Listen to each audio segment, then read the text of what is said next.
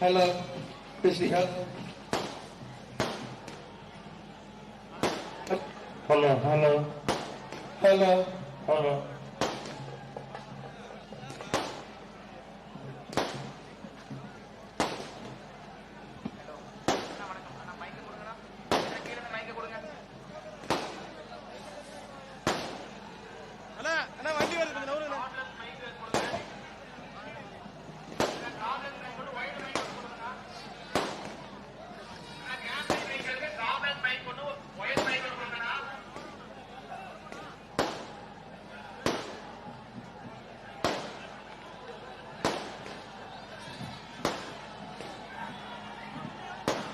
Hello, hello.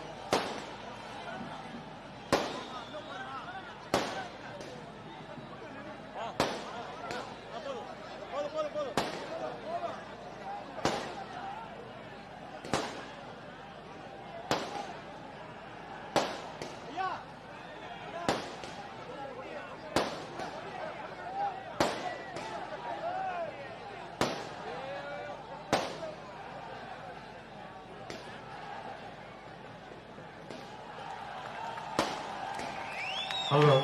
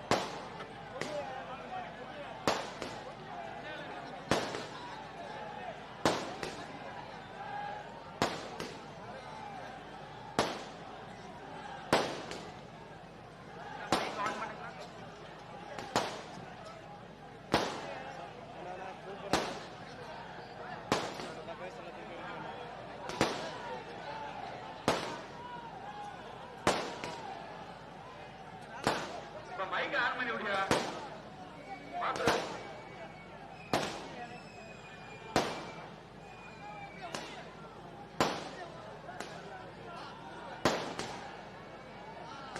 அன்பான வாக்காளர் பெருமக்களே, நடைபெறப்போகும் சட்டமன்ற தேர்தலிலே தேசிய ஜனநாயக கூட்டணியின் சார்பில் வெற்றி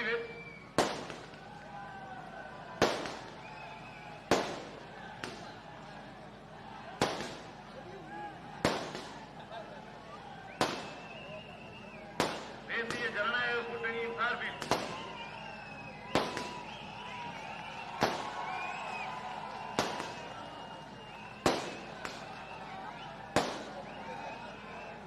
வெற்றி வேட்பாளராக போட்டியிடப் போகும் அருமை சகோதரி திரு பிரிசில்லா பாண்டியன் அவர்களை ஆதரித்து பாரதிய ஜனதா கட்சியின் முன்னாள் மாநில தலைவர், இளைஞர்களின் எழுச்சி நாயகன் அருமை அண்ணன் அண்ணாமலை அவர்கள் இப்பொழுது சூறாவளி சுற்றுப்பயணமாக தமிழகம் முழுவதும் வளம் வந்து கொண்டிருக்கிறார்.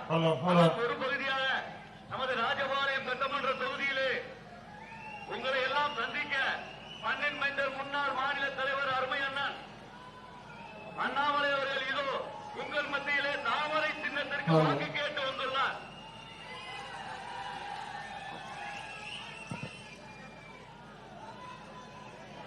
அன்பார்ந்த பெரியவர்களே, தாய்மார்களே, மதிப்பு மிகுந்த வாக்காளர் பெருமக்களே, ராஜபாளையம் சட்டமன்ற தொகுதியில ஒரு எழுச்சியோடு நிச்சயமாக இந்த முறை ஒரு மாற்றம் வேண்டும். தமிழகத்திலே ஒரு மாற்றம் வேண்டும். ராஜபாளையத்தில் ஒரு மாற்றம் வேண்டும். வளர்ச்சிக்காக, முன்னேற்றத்திற்காக நம்முடைய வெற்றி வேட்பாளர் அக்கா பிரிசில்லா பாண்டியன் அவர்கள் வெற்றி சின்னமான நம்முடைய தாமரை சின்னத்தில் அனைத்து இந்திய அண்ணா திராவிட முன்னேற்ற கழகம் தலைமையிலான தேசிய ஜனநாயக கூட்டணியின் சார்பாக மே 4ஆம் தேதிக்கு பிறகு தமிழகத்தினுடைய முதலமைச்சராக பொறுப்பேற்கக்கூடிய அண்ணன் எடப்பாடி பழனிசாமி அவர்களோடு 210 சட்டமன்ற உறுப்பினர்கள் ராஜபாளையத்திலிருந்து தாமரையினுடைய உறுப்பினராக உங்களுடைய உறுப்பினராக அக்காவை அனுப்பி வைக்க வேண்டும் என்று நீங்கள் எல்லாம் முடிவு செய்து விட்டீர்கள். அருமை சொந்தங்களே, நிறைய நண்பர்கள் இருக்கிறீங்க. கொஞ்சம் இங்க நெரிசலா இருக்கும். தாய்மார்கள் கொஞ்சம் பாதுகாப்பா இருங்க. குழந்தைகள் வைத்திருந்தீங்கன்னா கொஞ்சம் பாதுகாப்பா இருங்க. நிற்கக்கூடிய இடத்தை பார்த்து நின்னுங்க. பாதாள சாக்கடை எதா இருந்தாலும் கூட பார்த்து நில்லுங்க. சைட்ல இருக்கிறவங்க நிற்கக்கூடிய இடத்துல நீங்கள் பாதுகாப்பாக நிற்க வேண்டும் என்று அன்போடு கேட்டுக்கொள்கின்றேன். அருமை சொந்தங்களே, உங்களுக்கு தெரியும், கடந்த 5 ஆண்டு காலம் திராவிட முன்னேற்ற கழகத்தினுடைய ஆட்சி ஒரு காட்டாட்சி. தமிழகத்தினுடைய அரசியல் வரலாற்றில் எப்பொழுதும் இது போன்ற ஒரு மோசமான 5 ஆண்டு கால ஆட்சியை நாம் பார்த்தது கிடையாது. தாய்மார்களே, உங்களுக்கு தெரியும், 5 ஆண்டுகளில் திமுகவினுடைய ஆட்சி 2021 ஆரம்பித்து 2026 தேர்தல் ஆணையம் தேதி அறிவிக்கும் வரை தமிழகத்தில் நடந்த மொத்த படுகொலைகள் மட்டும் 8008 படுகொலைகள். தமிழகத்தினுடைய அரசியல் சரித்திரத்தில் 8008 படுகொலைகள் நாம் பார்த்தது கிடையாது. பெண்களுக்கு எதிரான கற்பழிப்பு குற்றங்கள் மட்டுமே தமிழகத்தில் 5 ஆண்டுகளில் 2080. அப்ப 2080 குடும்பங்களை நாசப்படுத்தி இருக்கின்றார். 3 வயது பச்சிளம் குழந்தை ஆரம்பித்து 65 வரை மூதாட்டி வரை யாருமே இந்த திராவிட முன்னேற்ற கழகத்தினுடைய ஆட்சியில பாதுகாப்பாக இல்லை. 18 வயசு கீழ் இருக்கக்கூடிய குழந்தைகள், அவர்கள் மீது நடத்தக்கூடிய வன்கொடுமைய போக்சோ சட்டம் என்று சொல்லுவோம். தமிழகத்திலே பதிவாகி இருக்கக்கூடிய வழக்குகள் 39,900 வழக்குகள். என்ன அர்த்தங்க? 39,900 குழந்தைகள், 18 வயசு கீழ் இருக்கக்கூடிய குழந்தைகள் மீது ஒரு பாலியல் வன்கொடுமை வழக்கு நடத்தப்பட்டிருக்கிறது. அருமை சொந்தங்களே, நம்முடைய கொடியும் கூட கொஞ்சம் கீழே அப்படியே இறக்கி பிடிச்சுக்கிட்டீங்கன்னா தூரத்தில் இருக்கவங்களுக்கு நாம் பேசுவது தெரியும், நாம் கேட்க உங்களுக்கு அங்கிருந்து பார்ப்பாங்க. தாய்மார்கள் நிறைய பேர் எல்லாமே சைட்ல நம்ம தூரத்தில் நிற்கிறாங்க. அவர்களுக்கும் நாம பெரிய எண்ணிக்கையில் இருக்கிறாங்க. கொஞ்சம் கொடியை மட்டும் நீங்கள் அன்போடு கீழே இறக்கி வைக்க வேண்டும் என்று அன்போடு கேட்டுக்கொள்கிறேன். 5 ஆண்டுகள் இந்த குற்றங்களை மட்டும் பாருங்க. எப்படி நாம் திராவிட முன்னேற்ற கழகத்தினுடைய ஆட்சியை மன்னிக்க முடியும்? எப்படி மன்னிக்க முடியும்? நீங்க கேளுங்க. பெண்கள் பாதுகாப்பாக இல்லை, குழந்தைகள் பாதுகாப்பாக இல்லை, கல்லூரி மாணவிகள் பாதுகாப்பாக இல்லை, யாரும் பாதுகாப்பு இல்லாத ஒரு தமிழர். ஐயா, ஒரு அரசினுடைய முதல் கடமை அந்த குடிமகனுடைய பாதுகாப்பை உறுதி செய்வதுதான் ஒரு அரசினுடைய முதல் கடமை. அதன் பிறகுதான் வளர்ச்சிங்க. அம்மா, தமிழகத்தில் வளர்ச்சியும் கிடையாது, அதுவும் வீக்கம் தான். ஒரு குடும்பத்தினுடைய வளர்ச்சியை மட்டும்தான் நாம் பார்த்துக் கொண்டிருக்கின்றோம். தமிழகத்தினுடைய வளர்ச்சியை பார்க்க, அதுவும் குறிப்பாக நம்முடைய தென் தமிழகத்தினுடைய வளர்ச்சி என்பது நிச்சயமாக திராவிட முன்னேற்ற கழகத்தினுடைய ஆட்சி காலத்தில் தென் தமிழகத்தினுடைய வளர்ச்சி என்பது நிச்சயமாக கிடையாது. அருமை சொந்தங்களே, ராஜபாளையத்தை பொறுத்தவரை 2016 அண்ணன் தங்கபாண்டியன் அவர்களுக்கு வாய்ப்பு கொடுத்தேன். 2021 அண்ணன் தங்கபாண்டியன் அவருக்கு வாய்ப்பு கொடுத்தேன். 2 முறையும் கூட சராசரியாக 4000 வாக்கு வித்தியாசத்துக்கு ஜெயிக்க வைத்தேன். 10 ஆண்டு காலமாக ஒரு சட்டமன்ற உறுப்பினராக இருக்கக்கூடிய நபர் ராஜபாளையத்துடைய மெயின் ரோட்ல வந்தீங்கன்னா ரோட்ல குழி இருக்குதா இல்ல குழியில ரோட் இருக்குதா நமக்கே சந்தேகமா இருக்கு. ஒரு அடிப்படை கட்டமைப்பு வசதி, அடிப்படை வசதி, 2 வீலர் எத்தனை பேர் போறாங்க, எத்தனை பேர் நடந்து போறாங்க, எத்தனை தாய்மார்கள் போறாங்க, எத்தனை குழந்தைகள் பள்ளிக்கு போறாங்க, ஒரு அடிப்படை வசதி, ஒரு சாலையை சரியாக கூட போட முடியாத ஒரு சட்டமன்ற உறுப்பினருக்கு 10 ஆண்டு காலமாக 2 முறை நீங்கள் வாய்ப்பு கொடுத்திருக்கின்றீர்கள். அருமை சொந்தங்களே, இந்த முறை நீங்க நம்முடைய அக்கா பிரசிலா பாண்டியன் அவர்களை வளர்ச்சிக்காக, தாமரை என்றால் வளர்ச்சி என்பது உங்களுக்கு தெரியும். நம்முடைய அனைத்து இந்திய அண்ணா திராவிட முன்னேற்ற கழகம் தலைமையிலான, அம்மா மனுஷங்கம்மா தப்பா நினைச்சுக்காதீங்க, முதல்ல பின்னாடி இருக்கிறீங்க, அவர் முடிஞ்ச வரைக்கும் திருப்பி பேசுறோம். நம்முடைய அனைத்து இந்திய அண்ணா திராவிட முன்னேற்ற கழகம் தலைமையிலான தேசிய ஜனநாயக கூட்டணி என்றால் வளர்ச்சி என்று உங்களுக்கு தெரியும். இதற்கு முன்பு புரட்சி தலைவர் அவர்கள் இருந்த பொழுது, புரட்சி தலைவி அம்மா அவர்கள் இருந்த பொழுது, அண்ணன் எடப்பாடி அவர்கள் 2017 இருந்த பொழுது தமிழகம் உண்மையான வளர்ச்சியை பார்த்திருக்கு. ஆனா இன்னைக்கு வெறும் வீக்கத்தை மட்டுமே நாம் பார்த்துக் கொண்டிருக்கின்றோம். அருமை சொந்தங்களே, அதையெல்லாம் நீங்கள் மாற்ற வேண்டும் என்று அன்போடு இந்த நேரத்தில் கேட்டுக்கொள்கின்றோம். இன்னைக்கு எங்கே சென்றாலும் கூட 3 பேர் பொய்யா பேசுறாங்க. காலையில உதயநிதி ஸ்டாலின் சேப்பாக்கில் பொய்யா ஆரம்பிப்பாரு. மத்தியானம் விழுப்புரத்துல ஐயா ஸ்டாலின் அவர்கள் அந்த பொய்யா அடுத்து பேசுவார். கனிமொழி அக்கா திருவண்ணாமலையில சாயந்தர பொதுக்கூட்டத்தில் பொய்யா பேசுவாங்க. 3 பேர் பேசக்கூடிய பொய்யும் கூட அடிப்படையில் ஒன்றே, பாரதிய ஜனதா கட்சி தமிழ்நாட்டுக்கு எதுவுமே செய்யவில்லை என்பது அவர்களுடைய அடிப்படை பொய். அருமை சொந்தங்களே, தமிழ்நாட்டை பத்தி நம்ம பேசுறோம் விடுங்க. இன்னைக்கு பாரதிய ஜனதா கட்சி உங்களுடைய விருதுநகர் மாவட்டத்திற்கு மட்டும் என்ன செய்திருக்கின்றோம் என்பதை நான் சொல்லுகின்றேன். தயவு கூர்ந்து நீங்கள் கேளுங்க. விருதுநகர்ல குறிப்பாக இங்க இருக்கக்கூடிய டெக்ஸ்டைல், இங்க இருக்கக்கூடிய நெசவு, இதெல்லாம் கூட ஸ்பின்னிங் மில் அடுத்த கட்டம் செல்ல வேண்டும் என்பதற்காக இந்தியாவில் 6 டெக்ஸ்டைல் பார்க் நம்ம பிரதமர் கொடுத்தார். அதிலே 6லே முதல் பார்க் நம்முடைய விருதுநகருக்கு PM மித்ரா பார்க் 1920 கோடி ரூபாயில் நம்ம கொடுத்தோம். ஐயா, இவங்க வாங்குவாங்க, எதுவும் செய்ய மாட்டாங்க. திமுகவை பொறுத்தவரை கேட்பாங்க, வாங்குவாங்க, எதுவும் செய்ய மாட்டாங்க. அண்ணன் நிதியமைச்சராக இருக்கக்கூடிய தங்கம் தென்னரசு அவருடைய சொந்த தொகுதி திருச்சுழியில 2 ஆண்டுகளுக்கு முன்பு 150 கோடி ரூபாயில ஒரு மத்திய அரசுடைய திட்டத்தை கொடுத்தோம். அதையே செயல்படுத்த இன்னைக்கு இந்த விருதுநகர் மித்ரா பார்க்கும் கூட இது சராசரியாக 20,000 பேருக்கு வேலை வாய்ப்பு கொடுக்கக்கூடிய திட்டம். எதையும் செயல்படுத்தாமல் வைத்துக் கொண்டிருக்கின்றார்கள். அதற்கும் இங்கிருந்து நம்முடைய சட்டமன்ற உறுப்பினர்கள் அண்ணன் எடப்பாடி பழனிசாமி அவர்கள் வரும்பொழுது மட்டும்தான் இந்த திட்டத்தையும் நாம் செயல்படுத்த முடியுங்க. அருமை சொந்தங்களே, 11 மருத்துவக் கல்லூரி அறிவித்தோம். 11லே 1 உங்களுடைய மாவட்டத்திற்கு விருதுநகருக்கு கொடுக்கப்பட்ட மருத்துவக் கல்லூரி என்பதை நாம் மறந்துவிடக் கூடாது. உங்களுடைய மாவட்டத்தினுடைய ரயில்வே நிலையத்தை அம்ரித் பாரத் திட்டத்தில் 36 கோடி ரூபாய் பணம் கொடுத்து அதை விஸ்தாரம் செய்து கொண்டிருக்கின்றோம். மதுரை விருதுநகர் மணியாச்சி இரட்டை ரயில் பாதை திட்டம் 1100 கோடி ரூபாய் மத்திய அரசு கொடுத்தது. திருநெல்வேலி சென்னை எழும்பூர் வந்தே பாரத் விரைவு ரயில் விருதுநகர் சந்திப்பு வழியா போகுது. நீண்ட நெடுங்காலமாக நீங்கள் கேட்டுக் கொண்டிருப்பது செங்கோட்டையிலிருந்து சென்னைக்கு ஒரு வந்தே பாரத் வேண்டும் என்று கேட்டுக் கொண்டிருக்கிறேன். அதையும் கூட நம்முடைய ஆட்சி வந்த பிறகு அடுத்து வரக்கூடிய வந்தே பாரத் அதையும் உங்களுக்கு கொண்டு வந்து விடுகின்றோம். அருமை சொந்தங்களே, NH 744 திருமங்கலம் ராஜபாளையம் செங்கோட்டை 5264 கோடி ரூபாய் மோடி ஐயா ஒதுக்கி இந்த திட்டங்கள் நடைபெற்றுக் கொண்டிருக்கிறது. அருமை சொந்தங்களே, இன்னைக்கு தாய்மார்கள் இங்கு இருக்கிறாங்க. இது கர்மவீரர் காமராஜர் ஐயா பிறந்த மண், பிறந்த பூமி இந்த பகுதி எல்லாம் அவங்களுக்கு தெரியும். ஒரு காலத்துல காமராஜர் ஐயாவுடைய வீட்டுல ஒரு நாள் காமராஜர் ஐயா சென்ற பொழுது அவருடைய தாயார்கிட்ட கேட்டாங்க, இன்னைக்கு நம்ம வீட்டுக்கு வெளியே குழாய் பைப் போட்டிருக்கோம், அதெல்லாம் வேண்டாம். தாயார் சொன்னாங்க, இல்லப்பா கால் வலிக்குது, நான் கேட்கல, பஞ்சாயத்திலிருந்து அவங்களே போட்டுட்டு போயிட்டாங்க. அப்ப காமராஜர் ஐயா சொன்னதை உங்களுக்கு ஞாபகப்படுத்த விரும்புகின்றேன். தமிழகத்தில் இருக்கக்கூடிய கடைசி வீட்டுல குழாய் மூலமாக குடிநீர் வந்த பிறகு நம்முடைய வீட்டுக்கு குழாய் மூலமாக குடிநீர் வர வேண்டும் என்று கர்மவீரர் காமராஜர் எத்தனை வருஷத்துக்கு முன்னாடி சொன்னாங்க. இன்னைக்கு அந்த திட்டத்தை, ஜல்ஜீவன் திட்டத்தை விருதுநகர் மாவட்டத்தில் மிக பெருமையாக நாம் சொல்வோம். 4,31,000 குடும்பங்களுக்கு குழாய் மூலமாக குடிநீரை கொண்டு வந்து கொடுத்திருக்கின்றோம். அருமை சொந்தங்களே, இந்த மாவட்டத்தில் மட்டுமே 25 பிரதமர் மோடியினுடைய மக்கள் மருந்தகம் இருக்கு. சுகர் பேஷண்ட் இருக்கிறாங்க, ஹார்ட் பேஷண்ட் இருக்கிறாங்க, மாசம் மாசம் அவங்க மருந்து வாங்கக்கூடிய சொந்தங்கள்லாம் இருக்கிறாங்க. 80% விலை குறைவாக அதே தரத்தோடு மக்கள் மருந்தகம் தமிழகத்தில் 944 இருக்கு. விருதுநகர் மாவட்டத்தில் மட்டுமே 25 நம்ம கொடுத்திருக்கோம். அருமை சொந்தங்கள், 5 லட்சம் ரூபாய் மருத்துவ அட்டை பாரத பிரதமருடைய ஆயுஷ்மான் காப்பீடு திட்டம் விருதுநகர் மாவட்டத்தினுடைய பயனாளிகள் மட்டுமே 2,68,309 பேர் இந்த திட்டத்தில் பயன்படுத்தி இருக்கின்றார்கள், பயனாளிகளாக இருக்கின்றார்கள்.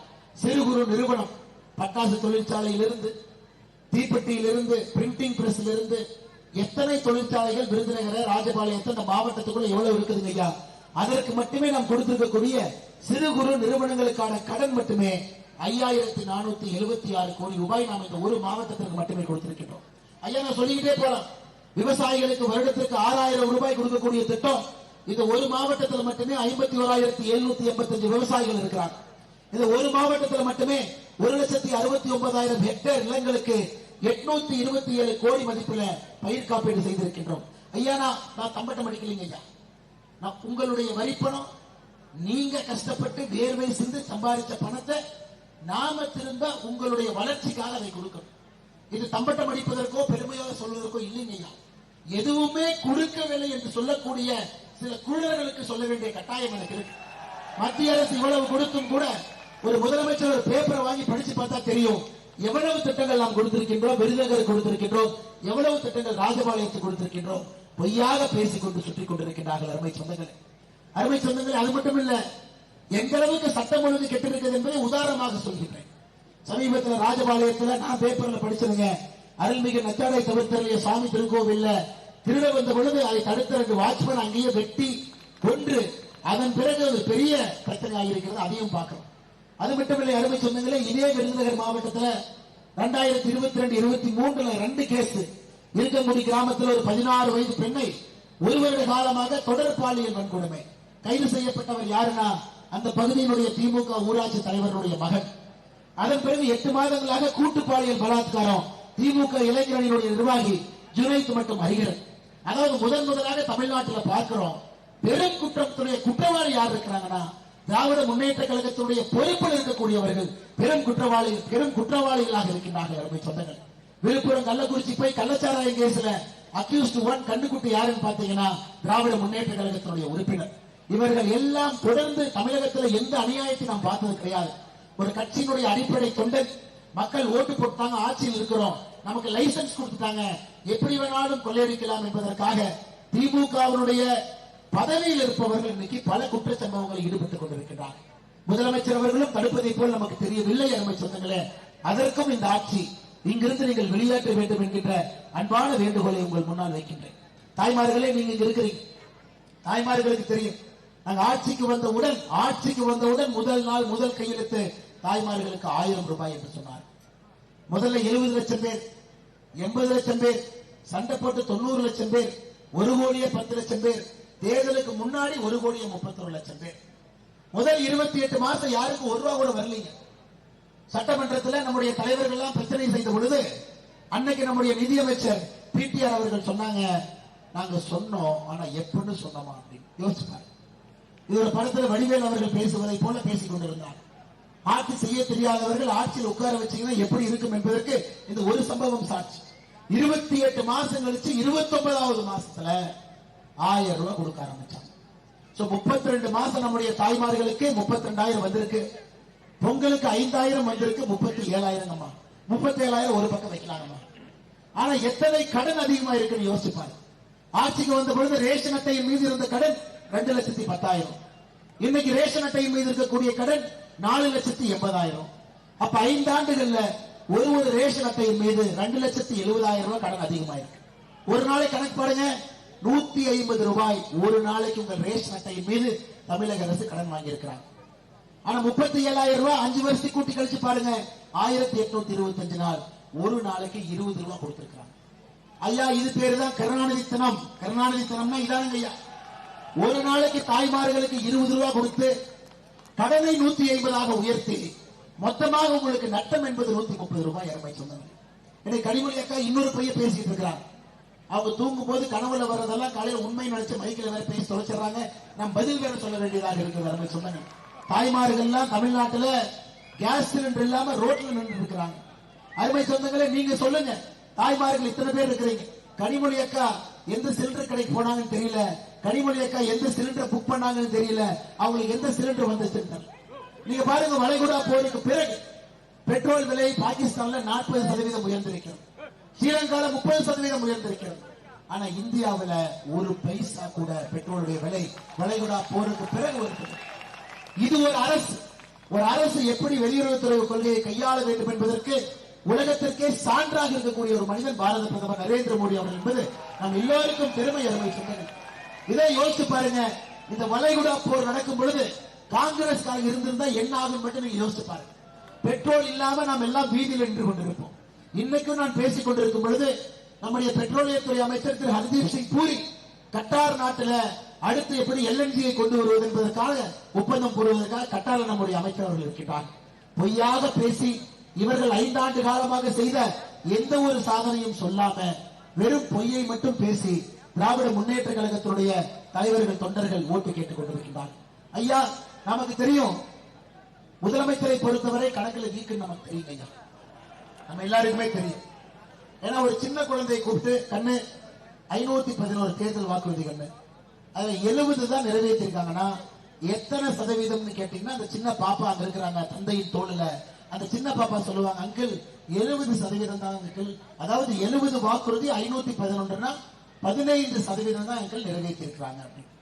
ஆனா முதலமைச்சர் ஐயா ஸ்டாலின் அவர்கள் 99% வாக்குறுதி நிறைவேற்றி இருக்கிறார். அவரு கணக்கு சொல்லி கொடுத்த வாத்தியார் நல்லவர் தாங்க. மாணவன் மக்கா இருந்தா என்னங்க பண்ண முடியும்? எப்படிங்க கணக்கு சொல்லி கொடுக்கிறது? 511ல 70 15 விழுக்காடு, அதை 99 விழுக்காடு 99 விழுக்காடுன்னு ஒரு கூட்டமாக பொய்யை சொல்லி இன்னைக்கு அடுத்து கனிமொழி அக்கா 2026 தேர்தலுக்கு புதுசா 505 கொடுத்திருக்கிறார். புதுசா 505 வாக்கு. ஏங்க ஏற்கனவே கொடுத்த 511ல 70 மட்டும் நிறைவேற்றிவிட்டு எதுவும் இல்லை. இன்னைக்கு புதுசா இன்னைக்கு பாருங்க, நம்ம அதிமுக நண்பர்கள் இருக்காங்க. ஐயா, இந்தியால ஒரு தனித்தன்மை மிக்க ஒரு கட்சினா அனைத்து இந்திய அண்ணா திராவிட முன்னேற்ற கழகம். ஏன் இந்த வார்த்தையை சொல்றாங்க? 1977 இருந்து கணக்கு போட்டீங்கன்னா ஒரு பிராந்திய கட்சி அதிக அளவுல இந்தியாவில் வெற்றி பெற்றிருக்கக்கூடிய கட்சி அனைத்து இந்திய அண்ணா திராவிட முன்னேற்ற கழகம் 6 முறை வெற்றி பெற்றிருக்கிறாங்க. 6 முறை திமுக அவ்வளவு ஜெயிக்கும். ஆனா இன்னைக்கு தமிழகத்துல அடிமையாக ஒரு கட்சி இருக்குன்னா அது திராவிட முன்னேற்ற கழகம் என்பது நம்ம எல்லோருக்குமே தெரியும். அடிமை கட்சினா திமுக. ஏன் நான் சொல்றேன் கேளுங்க, ஏன்னு சொல்றேன் கேளுங்க. ஐயா, ஒரு கூட்டணியில் இருக்கிறோம், நாமல் அதிமுக கூட்டணியில் இருக்கிறோம். அதிமுக இன்னைக்கு மிக அதிக இடத்துல போட்டி போடுறாங்க. அண்ணன் எடப்பாடி பழனிசாமி அவர்கள் முதலமைச்சர் ஆகணும். இங்க தாமரை நிக்குது. அதிமுக தொண்டர்கள் எல்லாம் தாமரைக்காக இங்க உழைத்துக் கொண்டிருக்கிறோம். நம்முடைய எல்லா கூட்டணி கட்சியும் ரெட்டலை நிக்குது, ரெட்டலைக்காக நாம் உழைத்துக் கொண்டிருக்கின்றோம். இது அரசியல் மாண்பு. ஆனா நீங்க பாருங்க, ஒரு கூட்டணி பேச்சுவார்த்தையில 12 ஆண்டுகள் மத்தியில காங்கிரஸ் ஆட்சியே இல்லைங்கய்யா. 12 ஆண்டு ஆட்சி காங்கிரஸ் ஆட்சி வரும். இந்தியாவில எல்லா இடத்திலும் காங்கிரஸ் தோக்குது. காங்கிரஸ் இந்தியாவிலே ஒரு மாநிலத்தில் ஜெயிச்சு 6 ஆண்டுகள் ஆகுது. 6 ஆண்டுகளாக காங்கிரஸ் இந்தியாவில் எந்த மாநிலத்தில் வெற்றி பெறல. யோசிச்சு அடுத்துங்க ஐயா, 3வது தமிழ்நாட்டில் காங்கிரஸ் கட்சிக்கு மட்டும் சீட்டை ஜாஸ்தி பண்ணுவாங்களா? ஆனா திருமாவளவனை குறைப்பாங்களாமா? கம்யூனிஸ்ட் கட்சி குறைப்பாங்களாமா? கொங்கு கட்சி குறைப்பாங்களாமா? எல்லா கட்சி குறைத்து காங்கிரசுக்கு மட்டும் நீங்க ஏத்துறீங்கன்னா என்ன அர்த்தம்? ஆட்சியில் இல்லாத காங்கிரஸ், செயல்பாடு இல்லாத ஒரு காங்கிரசுக்கு நீங்க 2004 இருந்து 14 வரை திமுக செய்த ஊழல் பட்டியலுடைய சீக்கிரட் டாக்குமெண்ட் காங்கிரஸ் வைத்திருக்கிறதுனாலதான் நீங்க சீட்டை ஏத்துறீங்க. அப்படி என்றால் திராவிட முன்னேற்ற கழகத்தை பொறுத்தவரை காங்கிரஸ் கட்சியினுடைய முழு அடிமையாக இருக்கக்கூடிய கட்சி திராவிட முன்னேற்ற கழகம் சொன்னார்கள். அவர்களுக்கு அனைத்து இந்திய அண்ணா திராவிட முன்னேற்ற கழகத்தை பற்றியோ நம்முடைய கூட்டணியை பற்றியோ பேசுவதற்கு எந்த தகுதி இல்லை. நேற்று ஸ்டாலின் அவர்கள் இன்னொன்று சொன்னார். அண்ணன் எடப்பாடி பழனிசாமி அவர்கள் அண்ணா என்கின்ற பெயரை உச்சரிப்பதற்கு தகுதி இல்லையாமா. இன்னைக்கு நான் சொல்றேன் கேளு. பேரறிஞர் அண்ணாதுரை அவர்கள் சொந்தமா உங்களுக்கு குழந்தை இல்லைங்கம்மா. அவருடைய தங்கச்சியினுடைய 4 குழந்தைகளை தத்தெடுத்தார். இன்னைக்கு அந்த 4 குழந்தைகள் எங்க இருக்கிறாங்கன்னா உங்களுக்கு தெரியாது, எனக்கு தெரியாது. சாதாரணமான ஒரு வாழ்க்கையை வாழ்ந்து கொண்டிருக்கிறார். சாதாரணமா உங்களை போல என்னை போல ஒரு கடை வச்சிருக்கிறாங்க, மாச சம்பளத்துக்கு போவாங்க, ஏதோ ஒன்று பண்றாங்க. அதுல அண்ணாதுரை ஐயாவுடைய கொள்ளு பேட்டி 2020 இந்தியாவில் ஐஏஎஸ் அதிகாரியாக 171வது ரேங்க்ல அண்ணாதுரை ஐயாவுடைய கொள்ளு பேட்டி தேர்ச்சி பெற்றாங்க. அதையெல்லாம் திமுக பேசவே மாட்டான். ஆனா இந்த தொகுதியில் இதற்கு முன்னாடி எம்எல்ஏவா ஒருத்தர் இருந்தார், பேரை படிச்சுக்கிறார், அண்ணன் விபி ராஜன். இன்ப நிதி முதலமைச்சர் ஆகும் வரை தூங்க மாட்டேன். வெட்கமாலையா அவங்களுக்கு எல்லாம்? அண்ணாதுரை ஐயாவுடைய குடும்பத்தில் வளர்ப்பு பிள்ளைகள் 4 பேர். அவங்க எங்க இருக்கிறாங்கன்னு கூட தெரியாது. அப்படித்தான் அரசியல் இருக்கணும். 2 ஆண்டு காலம் முதலமைச்சராக இருந்தார்கள், அதான் அழகு. ஆனா சென்னையில ராபின்சன் பூங்காவில் திராவிட முன்னேற்ற கழகத்துடைய முதல் கூட்டம் 1949 செப்டம்பர் 18 27 பேர் மேடையில் இருக்கிறாங்க. 27வதாக கருணாநிதி அவர்கள் உட்கார்ந்து இருக்கிறார். அவருக்கு முன்னாடி 26 பேர் சத்தியவாணி முத்தவங்க பெரிய பெரிய தலைவர்கள் அத்தனை பேர் இருக்கிறாங்க. அவங்க எல்லாம் இன்னைக்கு காணாம போயிட்டாங்க. 27வது இருந்த கருணாநிதி அவர்கள், அதன் பிறகு அவர் குடும்பம், அதன் பிறகு குடும்பம். இன்னைக்கு விபி ராஜன் அவர்கள் சொல்றாங்க, இன்ப நிதி முதலமைச்சராகாம எனக்கு தூக்கமே வராதுன்னு சொல்றாங்க. இன்ப நிதி முதலமைச்சராக ஆக்கிவிட்டு தான் சாவேன். ஐயா, நீங்க சாகக்கூடாதுன்னா ஆண்டவன்கிட்ட போய் வேண்டிட்டு வாங்க. இன்ப நிதி எப்ப முதலமைச்சர் ஆகிறது எப்ப வேண்டாங்க. இல்ல பெரியவங்களை பத்தி நாங்க தப்பா பேச மாட்டோம். இப்படிப்பட்ட கொத்தடிமையில் இருக்கக்கூடிய ஒரு கட்சி திராவிட முன்னேற்ற கழகம் என்பதை தினம் தினமும் உணர்த்தி கொண்டிருக்கிறார்கள். அருமை சொந்தங்களை நமக்கு வேண்டும். இன்னைக்கு அண்ணாதுரை ஐயாவை பற்றி ஒரு கட்சி பேசுவதற்கு தமிழகத்தில் தகுதி இல்லைனா அது திராவிட முன்னேற்ற கழகம் என்பதை நாம் புரிந்து கொள்ள வேண்டும்.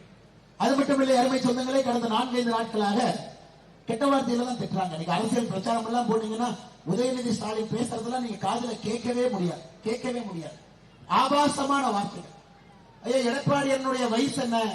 உதயநிதி ஸ்டாலின் அப்ப டைப்பர் போட்டு இருந்திருப்பார். எடப்பாடி பழனிசாமி அவர்கள் அரசியலுக்கு வந்த பொழுது இன்னைக்கு உதயநிதி ஸ்டாலின் நமக்கு பாடம் எடுத்துக் கொண்டிருக்கின்றார். எப்படி அரசியல் பேசணுமா, மேடை நாகரிகம் எப்படியா, மக்களுக்கு நாம் எப்படி இன்னைக்கு சேவை பண்ணணுமா.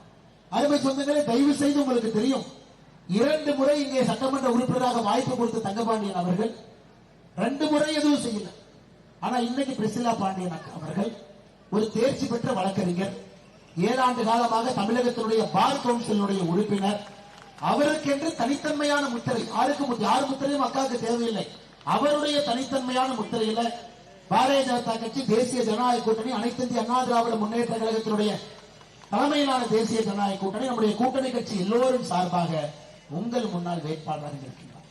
நீங்க தாமரை சின்னத்துல வெற்றி சின்னத்துல வாக்களித்து அக்கா அவர்களை இங்கிருந்து வெற்றி பெற செய்து ராஜபாளையம் என்றால் வளர்ச்சி, வளர்ச்சி என்று சொன்னால் ராஜபாளையம் என்று நீங்கள் முடிவெடுக்க வேண்டும் என்று சொல்லி, அருமை சொந்தங்களே, நிறைய பிரச்சனைகள் உங்களுக்கு இருக்கு. ராஜபாளையத்தினுடைய பழைய பேருந்து நிலையத்தில் கட்டிய கடைகளை செயல்பாட்டை கொண்டு வரணும். நெல் கொள்முதல் மையங்களை உரிய நேரத்தில் திறக்கணும்.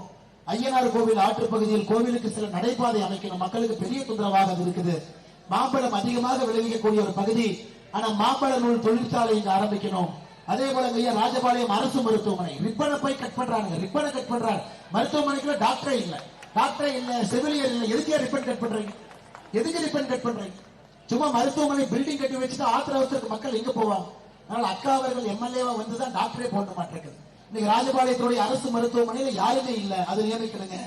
நகர் பகுதிகளில் சாலைகள்லாம் செப்பனிட்டு பதப்படுத்தி அதை சீரமைக்கணும். மின்கம்பங்கள் எல்லாம் மாற்றி அமைக்கணும். எல்லா இதெல்லாம் பாத்தீங்கன்னா அண்டர் கிரவுண்ட்ல போடுங்க. எல்லாம் மாறிடுச்சு. கோயம்புத்தூர் வந்தீங்கன்னா எல்லா மின்கம்பமும் அண்டர் கிரவுண்ட்ல போக ஆரம்பிச்சு. சென்னை அண்டர் கிரவுண்ட்ல போக ஆரம்பிச்சிருச்சு. இன்னைக்கு ராஜபாளையத்தில் அவ்வளவு வரி கட்டுறீங்க, அவ்வளவு ப்ராப்பர்ட்டி டாக்ஸ் கட்டுறீங்க, சொத்து வரி அவ்வளவு கட்டுறீங்க. அரசு எதையும் செய்யாமல் உங்களை ஏமாற்றிக் கொண்டிருக்கின்றார்கள். இதெல்லாம் அண்டர் கிரவுண்ட்ல போயிருங்க. இதெல்லாம் ஓபன் ஆகும். அப்போ உங்களுக்கு ரோடே அவ்வளவு பெருசு வந்துடணும் ஐயா. அதெல்லாம் வளர்ச்சியை சிந்திக்கக்கூடிய ஒரு சட்டமன்ற உறுப்பினர் நீங்கள் தேர்ந்தெடுக்கும் பொழுது யாருக்கும் கடைக்காரங்களுக்கு எந்த பிரச்சனை இல்லாம அழகா பண்ணலாங்க ஐயா. அழகா இதெல்லாம் உள்ள கொண்டு போய் அற்புதமாக செய்யலாம். எந்த கடைக்காரங்களுக்கு பிரச்சனை இல்லாம பண்ணலாம். ஆனா அவங்க செய்யக்கூடாது என்று பொம்படிக்காக இந்த வேலையை செய்து கொண்டிருக்கின்றார். ஐயா, மேற்கு தொடர்ச்சி மலையில குலதெய்வ வழிபாடு இந்த செல்வதற்கு கூட பெரிய பிரச்சனையாக இருக்கிறது. குறிப்பாக உங்களுக்கு தெரியும், தேவதானம் பகுதியில தவம் செய்யும் நாயகி அம்மன், சாஸ்தா கோவில், ஸ்ரீவில்லிபுத்தூருக்கு வரக்கூடிய காட்டலகர், செண்பகத்தோப்பு, சதுரகிரி மலை, இதெல்லாம் கூட ஃபாரஸ்ட் டிபார்ட்மெண்ட் ஏதோ அவங்கதான் பட்டா போட்டு பிடிச்ச மாதிரி கோயிலுக்கு இந்த நேரத்துக்கு போ, பௌர்ணமிக்கு போ, அமாவாசைக்கு போ, நம்ம கோயிலுக்கு நாம போறது அவங்க தடுப்பதற்கு யார்? இதையும் கூட அக்கா அவர்கள் சட்டமன்ற உறுப்பினராக வந்த பிறகு உயர் நீதிமன்றம் அனுமதி அளித்தும் கூட நம்முடைய ஃபாரஸ்ட் டிபார்ட்மெண்ட் பர்மிஷன் கொடுக்காம இருக்கிறாங்க.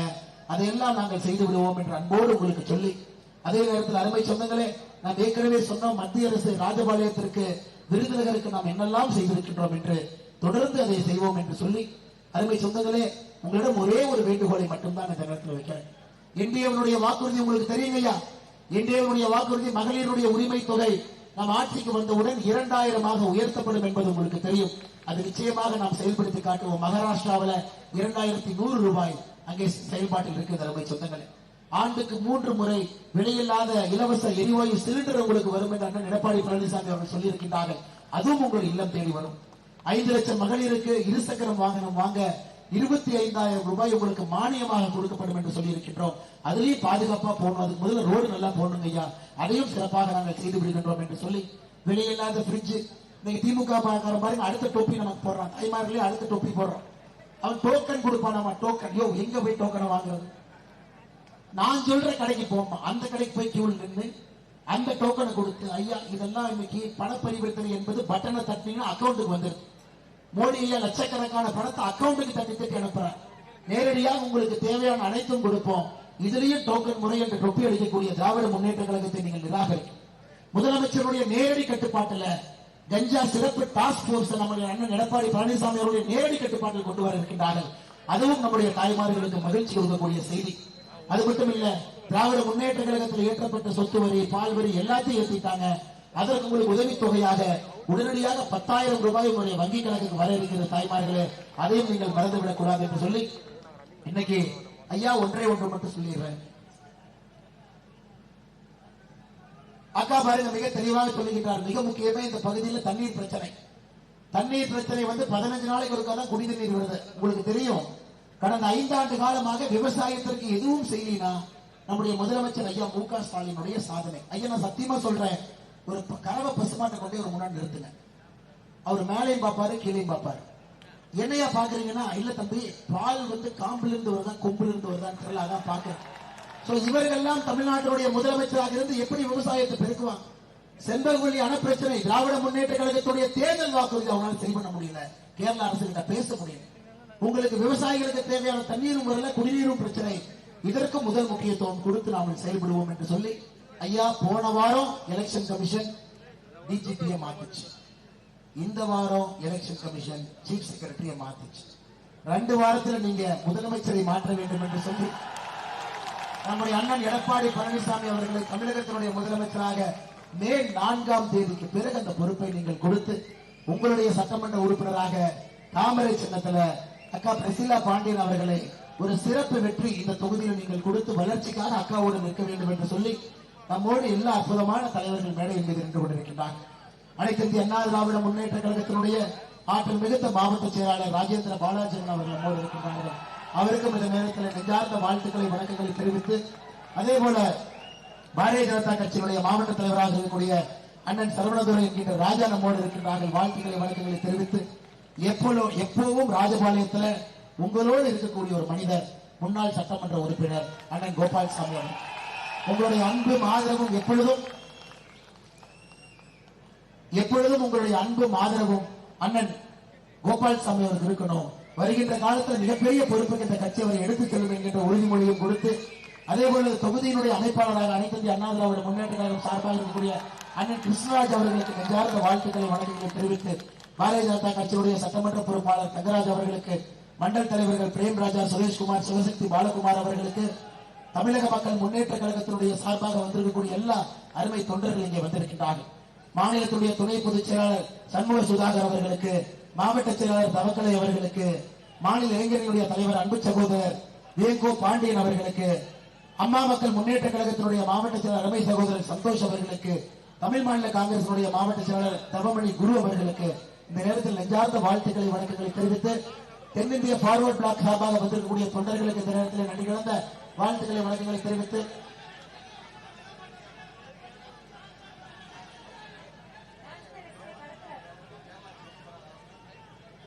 நம்முடைய தொண்டர்கள் என்ன சொல்றாங்கன்னா, அண்ணே ஏன்னா நம்ம எம்எல்ஏ பத்தி பேசுறதுக்கு நிறைய இருக்கு ஐயா, எப்படி இருந்தாலும் தோற்கடிக்க போறீங்கன்னா நான் பேசலைங்க ஐயா.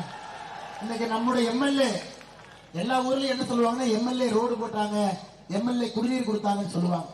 ஆனா நீங்க மிக தெளிவாக சொல்லுகின்றீர்கள், ரேஷன் அரிசி எல்லாம் கேரளா கடத்துறாரு, அந்த மாதிரி ஒரு மோசமான எம்எல்ஏ நம்ம ஊர்ல இருக்கிறாங்க ஐயா. அந்த பட்டியெல்லாம் படிச்சா 2 நாள் ஆகும் என்பதற்காகத்தான் அதுக்குள்ள நான் போகல.